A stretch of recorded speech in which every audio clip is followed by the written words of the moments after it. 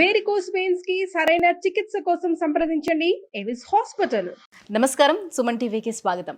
2025 సంవత్సరం నవగ్రహాల స్థితిగతులు ఎలా ఉన్నాయి, ద్వాదశ రాశుల వారికి ఎటువంటి ఫలితాలని అందజేస్తున్నాయి, ఈ విషయాన్ని తెలియజేసేందుకు మనతో పాటు ఉన్నారు ప్రముఖ జ్యోతిష శాస్త్ర పండితులు, శ్రీచక్రపీఠ వ్యవస్థాపకులు బ్రహ్మశ్రీ ప్రదీప్ జోషి గారు. గురుగారు నమస్కారం. శ్రీమాత్రే. గురుగారు, 2025 సంవత్సరం మేషరాశి వారికి ఎలా ఉండబోతుంది? వాళ్ళకి గ్రహాల స్థితిగతులు ఏ గ్రహాలు సపోర్ట్ చేస్తున్నాయి వాళ్ళకి? శ్రీ గురుభ్యో నమః. శ్రీమాత్రే నమః. 2025 శనిగ్రహం మారుతున్నాడు. 2.5 సంవత్సరాల తర్వాత శని మారుతున్నాడు. సో అప్పుడు దీని ఏమంటారు, కోవిడ్ అప్పుడు మారాడు. 5 ఏళ్ళు గడిచింది. తీసుకొచ్చి కొంతమందిని బయటకు గట్టుకేసాడు. ఇప్పుడు కొంతమందిని తొక్కేస్తాడు, కొంతమందిని గట్టుకేస్తాడు ఇప్పుడు. సో ఇది చాలా కీలకమైన సంవత్సరం 2025. వాస్తవంగా ఉగాది పంచాంగ శ్రవణం అప్పుడు చెప్పాలి, ఎందుకు అందరికీ క్యూరియాసిటీ ఎక్కువైపోయింది. ఇంకోటి మా సుమన్ టీవీ వాళ్ళు అసలు వదలట్లేదు, సార్ 2025 చెప్పండి చెప్పండి చెప్పండి అని అడుగుతున్నారు. కాబట్టి మీ అందరికి చెప్తున్నాను. అంటే ఉగాది కన్నా ముందు కొన్ని గ్రహాల్లో చేంజింగ్స్ ఉన్నాయి కాబట్టి, మారుతూ వస్తున్నాయి కాబట్టి దానివల్ల కూడా ఎలాంటి ఫలితాలు ఉంటాయో తెలుసుకోవాలంటే దానికోసమే చెప్తాను. కానీ ఎవరైనా పెద్దవాళ్ళు, విఘ్నులు, సనాతన ధార్మికులు మాత్రం ఇదేంటండి మీరు ఉగాది పంచాంగ శ్రవణం చెప్పాలి ముందే చెప్పేస్తున్నారు అని మాత్రం దయచేసి చెప్పకండి, అట్లా అనకండి. I'm very sorry. ప్రేక్షకుల విజ్ఞప్తి మేరకు, కోరిక మేరకు ఈ 2025 వ్యావహారిక నామ సంవత్సరానికి సంబంధించి రాశి ఫలాలు చెప్తున్నాను. ముందుగా మేషరాశి. మేషరాశి వారికి జనవరి 1 నుంచి మార్చ్ 28 వరకు 100 డేస్ కౌంట్ డౌన్ స్టార్ట్. 100 రోజులు కౌంట్ డౌన్ రాసుకోండి. ఒక్కొక్క రోజు మీరు పేపర్ చెంపుతున్న కొద్దికి మీ జీవితంలో మంచి రోజులు ఒక్కొక్కటి అయిపోతున్నాయని గుర్తుపెట్టుకోండి. There are upcoming very very harmful and bad days for మేషరాశి. దానికి బిగినింగ్ కూడా ఇప్పుడే జరగవచ్చు. ఎందుకోసమంటే శని రాబోతున్నాడు అంటే దాని ఎఫెక్ట్ స్టార్ట్ అయిపోతుంది. 1 మంత్ ముందు నుంచే స్టార్ట్ అవుతుంది. సో ఏం చేసుకున్నా జనవరి, ఫిబ్రవరి వరకే చేసుకోండి. మార్చ్ 5th ఆర్ 25th వరకు. ఇంకా మార్చ్ 25th లోపల ఎప్పుడు ప్లేస్ చేంజింగ్ అవుతుంది. మార్చ్ 28 తర్వాత మారుతున్నాడు. 28కి మార్చ్ 28కి ఆయన ఉంటున్నాడు అక్కడ. షష్టగ్రహ కూటమి ఏర్పడుతుంది. ఆయన వచ్చి రాగానే అందరినీ లైన్లోకి వేసుకుంటున్నాడు. ఆయన గ్రహణం కూడా స్టార్ట్ అవుతుంది. అక్కడికించి శని తన ప్రభావం చూపించడం స్టార్ట్ చేస్తాడు. సో ఆ ప్రభావం ఫస్ట్ చూపించేది మేషరాశి వారి మీదనే. మేషరాశి వారికి లెక్క, పద్దులు అన్నీ చూసుకుంటాడు. ఇంకా స్టార్ట్ వ్యయస్థానములో శనిగ్రహం వస్తున్నాడు. ఎందుకోసమంటే ఏలినాటి శని అంటే వ్యయస్థానము 2.5 సంవత్సరాలు, జన్మస్థానం 2.5 సంవత్సరాలు, తర్వాత ధనస్థానము 2.5 సంవత్సరాలు. సో ఈ 7.5 సంవత్సరాలు ఫస్ట్ ఏమవుతాడు, వ్యయస్థానంలోకి వస్తాడు. వ్యయస్థానంలోకి వచ్చి ఏం చేస్తాడు, ఉన్నాయి మొత్తము తీసేస్తాడు. ఇంకేం లేదు, ఇంకా క్లీన్ చీట్ చేస్తాడు. తర్వాత ఏమొస్తాడు, జన్మస్థానంకి వస్తాడు. ఏడిపిస్తాడు, దుఃఖం తెప్పిస్తాడు, కన్నీళ్లు పెట్టిస్తాడు. నీ వాళ్ళు నా వాళ్ళు ఎవరో మొత్తం నేర్పించేస్తాడు. ప్రపంచం ఏందో నీకు పరిచయం చేస్తాడు. ఆ తర్వాత ధనస్థానం వస్తుంది. అప్పుడు కొత్తగా ఎలా సంపాదించాలనే రాబడి మార్గాలు మెల్లిగా చూపిస్తూ వీప్ మీద కొడుతూ ట్రైనింగ్ ఇస్తాడు అనమాట. అంటే ఎట్లా బతకాలి అని ట్రైనింగ్ ఇస్తాడు. అంటే ఈ ఫస్ట్ 5 years బాగా వాయింపు అయిపోతుంది. 7.5 years మొత్తం వాతలే ఉంటాయి. అంటే ఎవరికైనా ఒక 5 సంవత్సరాలు కష్టంగా ఉంటుంది, ఇంకో మిగతా 2.5 సంవత్సరాలు ముందు వాత తర్వాత సున్నం, తర్వాత హీలింగ్. అంతే. ముందు వాత పెడతాడు, 2.5 సంవత్సరాలు వాతలే పెడతాడు. అది ఇక్కడికి వస్తాడు కదా, నీకు వాత పెట్టినా తెలీదు. అదేంటంటే దాని ఏమంటారు, అనస్థీషియా ఇచ్చి సర్జరీ చేస్తారు కదా, అలా అనస్థీషియా ఇచ్చినట్టుగా ఉంటుంది అనమాట. నీకు నష్టం జరుగుతున్నా నువ్వు ఒప్పుకో, అది వస్తుంది, డబ్బులు వస్తాయి, అడిగిపోతాయి, పని జరుగుతుంది అని మంచోడు పెళ్ళని చెప్తుంది. ఏమండి నాకు ఎందుకో డౌట్ వస్తుందండి, వాడేదో నాకు మంచోడు లెక్కనే కనిపిస్తలేడు, వాడు మోసం చేసేటట్లు కనిపిస్తున్నాడు అంటే, ఊకో నీకేం తెలుసు, పైసలు సంపాదించడం నీకు రాదు. ఇట్లా పెడితే ఇప్పుడు ₹1 కోటి పెడితే 3 సంవత్సరాలకు 4 కోట్లు వస్తాయి, నీకేం తెలుసు అంటాడు. కథం ₹1 ఎగిరిపోతాయి. తర్వాత పెళ్ళం చీపు తిరిగేస్తుంది. నేను చెప్పిన ఆ రోజు నీకు వినబడలే, నేను చెప్పలే అని అంటుంది. అదే ఉంటుంది. కానీ వినరు. అంత జరిగినా సరే నేను తప్పు చేయలేదు, వాడు వస్తాడు నా రాజు, నాకు డబ్బులు తీసుకొని వస్తాడు అని చూస్తారు. ఎందుకోసం అంటే గతంలో జరిగింది ఇది.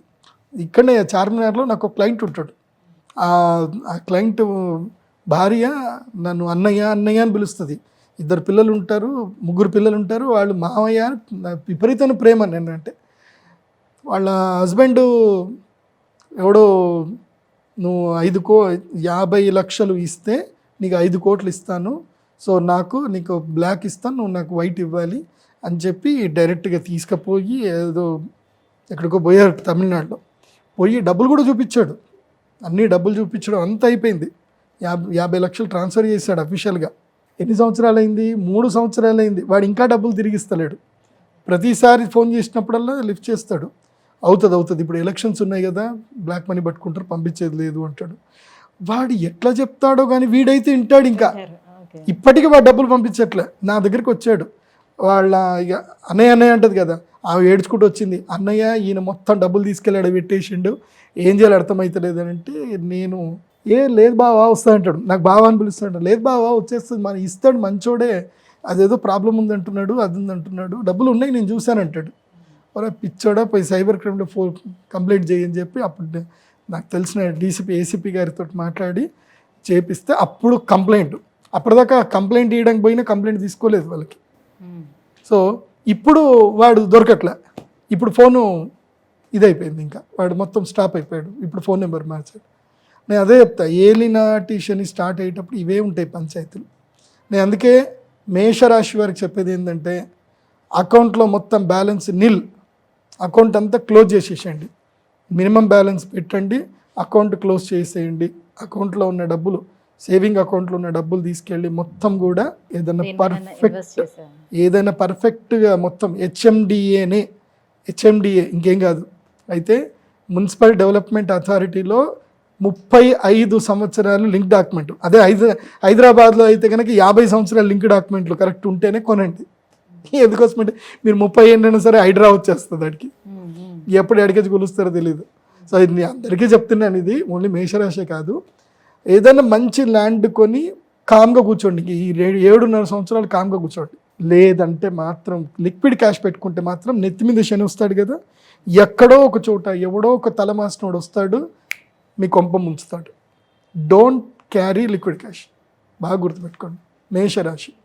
మేషరాశి ఈ సంవత్సరము ది వరస్ట్ టైము, టాప్ 11 పొజిషన్లో ఉన్నారు మేషరాశి. అయిపోయింది, మీ గుడ్ టైం అయిపోయింది.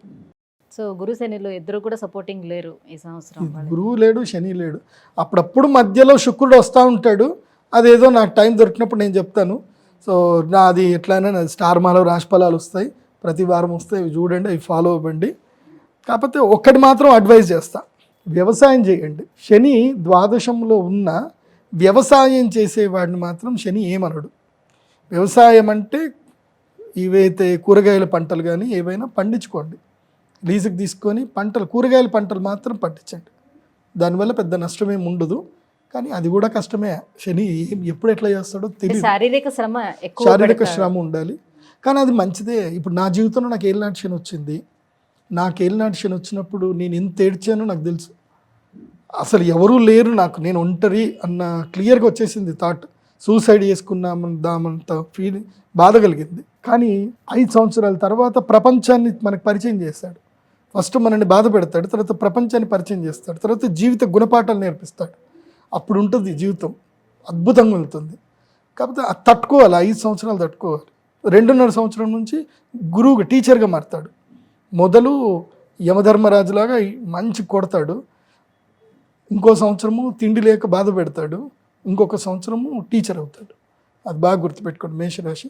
కానీ ఇల్లు కట్టుకోండి, ఇల్లు కడితే మాత్రం శని సపోర్ట్ చేస్తాడు. ఇల్లు కట్టుకోవడానికి ఎందుకోసం అంటే ఇల్లు కడతా ఉంటే ఖర్చు అవుతూ ఉంటుంది కదా, మీరు ఇల్లు కట్టడానికి లేబర్లకు డబ్బులు ఇస్తారు కాబట్టి ఇల్లు కట్టండి. ఖర్చు అవుతుంది, అప్పు అవుతుంది, అన్నీ ఉంటుంది. మేషరాశి వారు ఈ సంవత్సరము తప్పకుండా ఏంటంటే, ఇదిగో ఈ మాల కృష్ణ స్ఫటిక మాల అని ఉంటుంది, తప్పకుండా కృష్ణ స్ఫటిక కృష్ణాంగారక మాల అంటారు.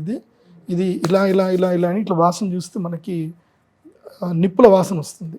అంటే నిప్పు కణికలు కాల్చిన తర్వాత బొగ్గు వాసన వస్తుంది కదా, బొగ్గు స్మెల్ వస్తుంది. ఇది ప్రత్యేకంగా ఈ సంవత్సరము ఏలినాటి శని ఉండే వాళ్ళ కోసమే తెప్పించింది. కృష్ణ స్ఫటికమాల అంటారు.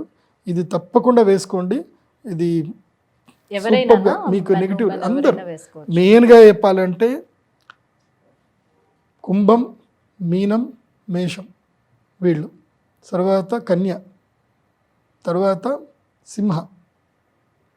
సింహరాశికి అష్టమ శని, అష్టమ శని, సింహరాశికి అష్టమ శని, సప్తమ శని కీలకంగా కొడతాడు.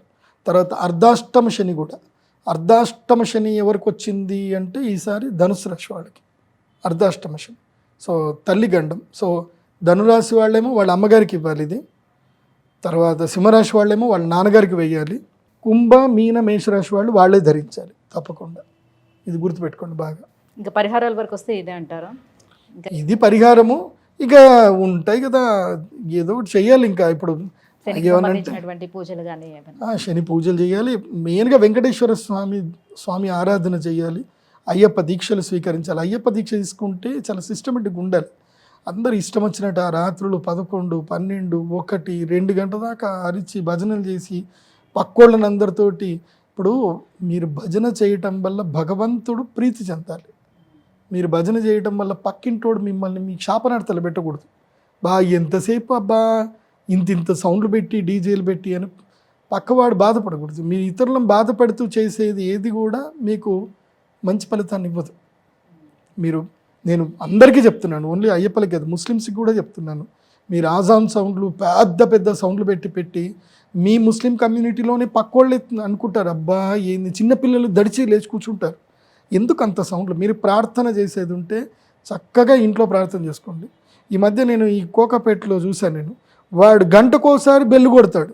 ఈ మధ్య ఆ పల్లెటూరులు కూడా చూస్తున్నాను, చర్చిలు బెల్లులు కొట్టి మరి పక్కోళ్ళని ఇబ్బంది పెడుతున్నారు.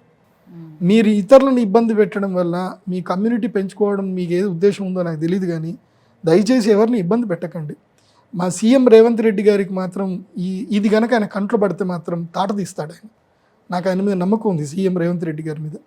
ఆయన దృష్టికి ఇంకా సీరియస్గా పోలేదు. ఎందుకోసమంటే పక్క నిక్కచ్చి మనిషి సీఎం రేవంత్ రెడ్డి గారు. ఆయన చూసిన తర్వాత అర్థమైంది. ఇప్పటివరకు ఆయన ఏమో అనుకున్నాం, కానీ ఈ సంవత్సరం లోపల ఆయన నిక్కచ్చి మనిషి, ఏదైనా ముక్కుసీటుగా పోయే మనిషిని అర్థమైంది. ఎవడైనా భయపడేది లేదు, తగ్గేదే లేదని ఉన్నాడు. అందుకోసమంటే ఆయన చేసిన పనులు అట్లా ఉన్నాయి. పెద్దోళ్ళు ఎవరు అయినా సరే ఎవడైతే నాకేంది కూల్చేయంటే కూల్చేయాలి అంతే.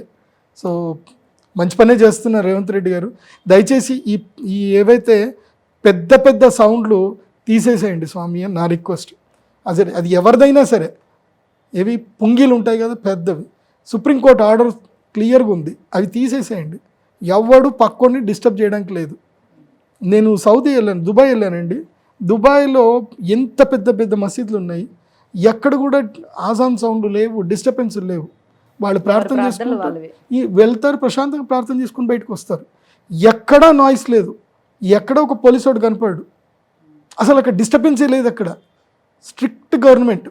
నాకు తెలిసి రేవంత్ రెడ్డి గారు కూడా ఇలాగే స్ట్రిక్ట్ గవర్నమెంట్ రన్ చేస్తే మీరే సీఎం, 10 ఏళ్ళు కాదు 100 ఏళ్ళు మీరే సీఎం, మీరు గవర్నమెంట్ రన్ చేస్తే. ఇట్లా గురుగారు, ఈ 2025 సంవత్సరం మేషరాశి వారికి ఎలా ఉండబోతుంది, వాళ్ళు ఎటువంటి పరిహారాలని పాటించుకోవాలి, ఎంత పద్ధతిగా ఉండాలి, ఈ విషయాలన్నీ కూడా తెలియజేసినందుకు ధన్యవాదాలు.